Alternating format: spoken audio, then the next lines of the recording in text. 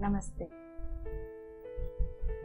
In childhood, while watching one of the serials on television, the opening credits would roll and say, "Is this a bird? Is this a plane? Is this a machine? No, it's Superman." And I'm going to use the same approach when we look at the meaning of Dharma.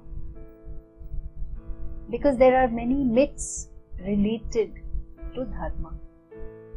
So is Dharma religion? No.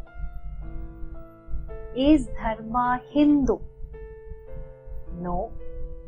But to explain that, let me also tell you that the word for Hinduism was actually Sanatana Dharma, eternal principles.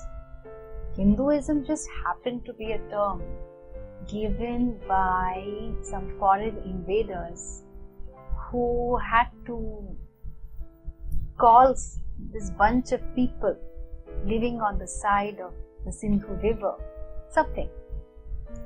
And so they happened to call it Hindu, the people, Hindu. Because that time there was no other religion.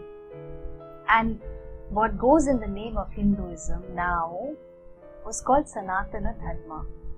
These eternal, timeless principles that uphold the entire universe.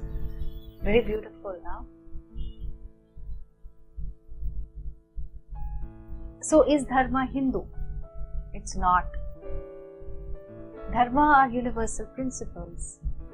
And whether the person is a banker on Wall Street or a person in a tribe in Masai Mara in Africa or an Indian, kindness is kindness. It's true that there may be cultural variations, but universal principles are truly universal. They don't have much to do with your history or geography.